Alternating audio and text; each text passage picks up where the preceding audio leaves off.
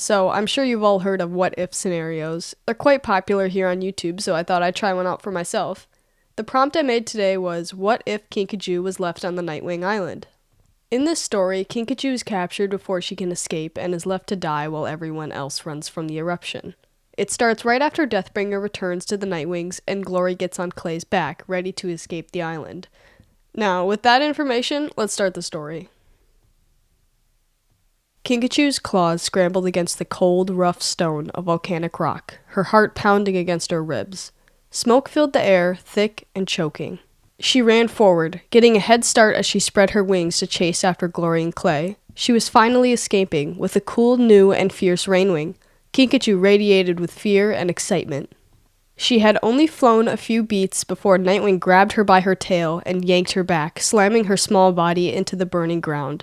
She was only inches away from the deadly lava river.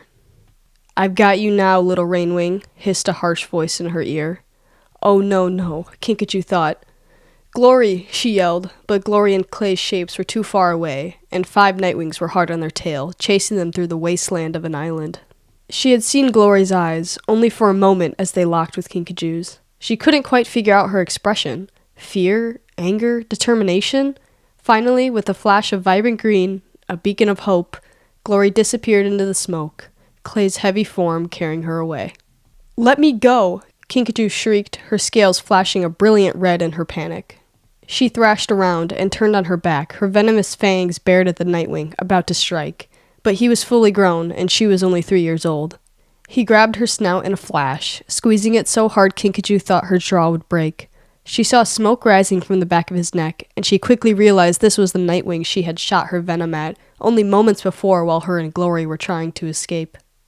The Nightwing smiled at her, a toothy grin that made Kinkajou's heart drop. She knew she was in trouble. A new Nightwing appeared only a moment later. "Is this one of the troublemakers?" she said, stamping her oddly shaped spear into the rock. "Yeah, let's give her a slow and painful death. The queen will decide how so." The first dragon chuckled, but winced at his wound, glaring coldly at Kinkajou. They quickly bound her wings and snapped a guard over her mouth. She was dragged across the island, back into the dark fortress. Kinkajou's scales were dark gray-blue. She had failed herself and her fellow Rainwings. Soon they had landed on a hot, narrow walkway that led deeper and deeper into the Nightwing fortress. The deeper they went, the hotter it got. "Are they taking me to be dumped in the center of the volcano?" she thought nervously, but they didn't. Instead, they stopped at the end of the tunnel, deep inside the blistering mountain. There were bars and chains all throughout them, cells and shackles. Her wings dropped, all hope lost. "Enjoy your last few days, Rainwing," the first Nightwing spat. He threw her into a cell, the only cell that was dug into the ground, only having a view into it from above. He slammed the barred top shut, leaving her in the burning room. Time passed slowly, and Kinkajou wasn't sure how long she had been in there. A day, an hour, a week? But for every moment she was there, the mountain shook a little bit harder and harder and harder.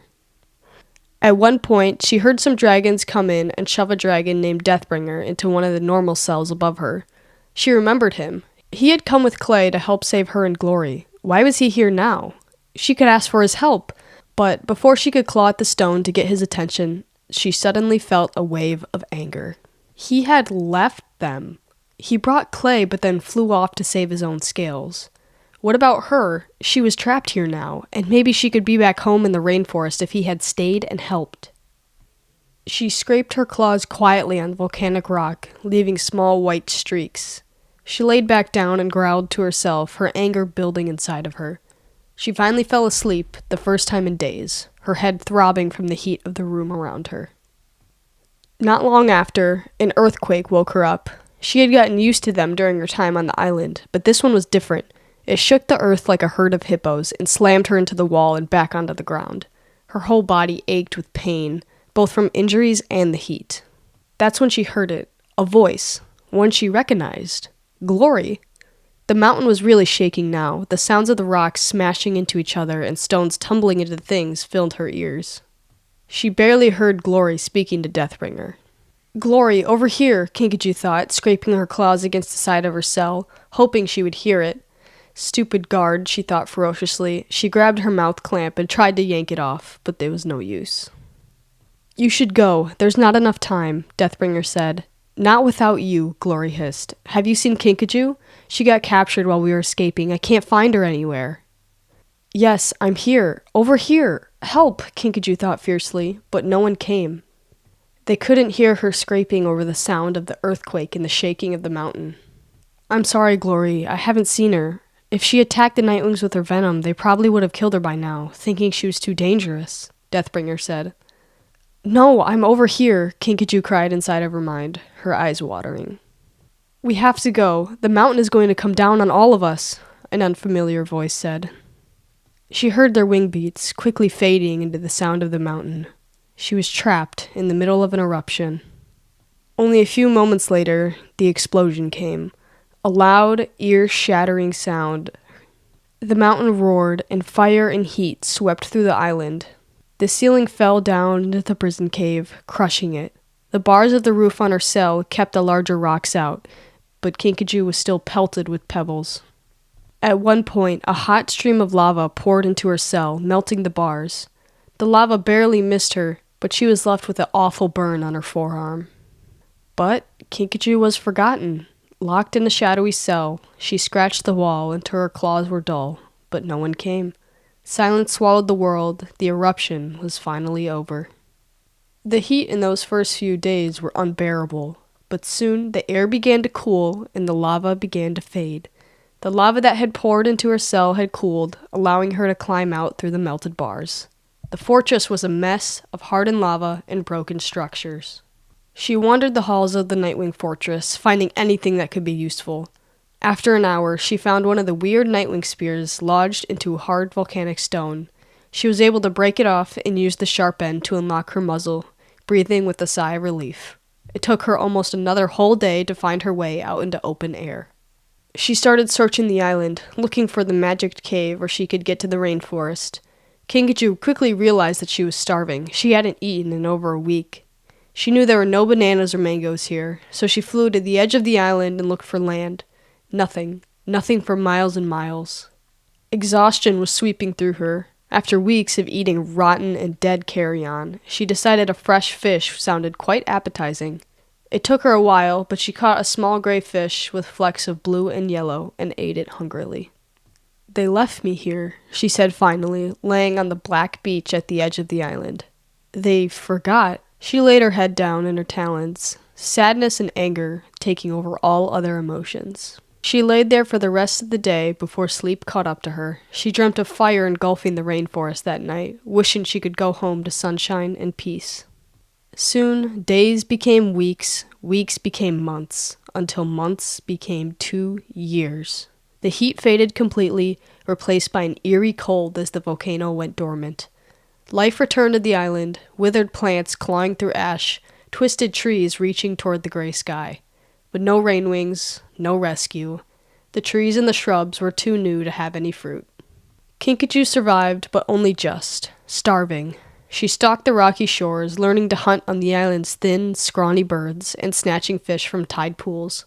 Her once brilliant gold and sunset pink scales dulled to a murky green, her laughter and energy a distant memory. Kinkajou hated it every time she ate. She missed the rainforest every day, but every day that passed was another layer of anger and resentment to the dragons that left her there to die. Her thoughts twisted in hunger and anger. How could they leave her? How could they forget her? They were supposed to be her friends, yet here she was, 2 years scraping by on an island of ash and shadows, no fruit, no sunshine, and bitter cold. Yet she never stopped looking to the sky, a tiny bitter spark of hope refusing to die, hoping to see at least one set of wings in the sky above her. She had searched every day for a way home, but wherever the rainforest tunnel once was, it was long covered in ash and volcanic rock. Then, one day, after a long time of Kinkajou being alone, she heard it, the grinding of stone, a distant, muffled thud. She heard a young male say, "Ow," and someone else laughed. "Cool off, I barely hit you," the laughing voice said. Her heart raced. Was it another dream? A hallucination? No, it was something else. The voices continued bickering, but she heard at least 4 sets of talons walking across the cold stone. She crept towards the noise, silent as a ghost, and saw it, a tunnel, cracking open in the side of the mountain, a hazy light spilling out. A light so familiar, a light that reminded her of toucans and green trees that reached the sky. 4 dragons stepped through, a silvery icewing with piercing blue eyes, a sandy yellow sandwing grinning with barely contained excitement, a small green sea-wing with a cautious look, and a dark nightwing with silver scales next to her eyes. "This is it," the nightwing whispered, "the old nightwing fortress." "Well, yeah, but it's so dead," the sandwing muttered. "Are you sure there's anything worth finding here?" Kinkajou's claws dug into the earth. They didn't see her. She could lunge, she could bite, strike with venom, make them suffer like she had suffered all these years. But then the green sea-wing spoke, his voice quiet and steady. "Do you think there's anyone still here?" He traced the stone with one of his claws. "I wonder if anyone could have survived the eruption. I guess we're the first dragons to break through that layer of lava. We should see if we can find anyone and help them." The others turned to him, and something in his soft, uncertain smile stirred a memory, a flicker of warmth in her cold, bitter heart. The nightwing spoke, her voice soft. "Turtle, I doubt anyone could have ever survived this. I've seen the things in the nightwing's minds. I don't—" Kinkajou stepped forward, her voice a rasp. "Help? Help? After 2 years?" The dragons whirled, the icewing got in battle position, and the sandwing's tail curled like a scorpion's.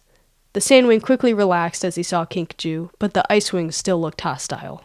The green sea-wing's eyes widened. "See? What did I just say?" Her gaze locked on him, searching. "Who are you?" "Turtle," he said. "This is Kibli, Winter, and Moon. You're a rain-wing. Who are you?" "Kinkajou," she said quietly, and then louder, anger cracking her voice. "Kinkajou, the dragon you all left behind." Shock rippled through them. The nightwing's mouth dropped open. The icewing took a step back, but the sea-wing's face twisted in horror. "No, that wasn't—" "2 years!" Kinkajou yelled, her colors flickering violently across her scales. 2 years alone, hungry, forgotten. She smashed her dented claws into the rock, angrily scraping. She wished she was clawing a dragon's scales off instead. The sea-wing rushed forward, his wings open. "We didn't know anyone was here. I'm sure if someone knew you were on the island, they would have come. But look, we can take you home." Home. The word struck her like a bolt. She stood trembling, her rage a storm, her fear twisting in a knot. But there was something about the sea-wing in front of her that ebbed her anger, just a little bit.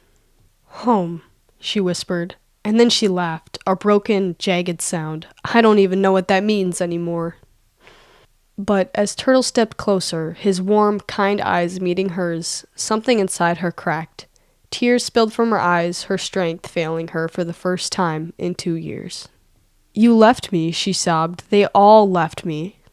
Turtle reached out and hesitated, then wrapped his wings around her, holding her tight. "I'm so sorry, but you're not alone now, I promise." And Kinkajou, the ghost of the Nightwing Island, finally let herself go. "We'll take you home," Moon said. "You're not alone anymore." And despite everything, that tiny spark of hope in Kinkajou began to grow again. She stepped through the broken tunnel, and for the first time in years, felt like she was happy again. So that's just what I think would happen if Kinkajou was left and trapped on the Nightwing Island. The isolation and anger she would have would be hard to reverse, but I think it would involve an interesting character for her, and just a cool story in general. It'd be interesting to see in the real story if anyone actually did survive the eruption and what happened to them. So thanks for listening to this what if scenario, and give me your ideas in the comments.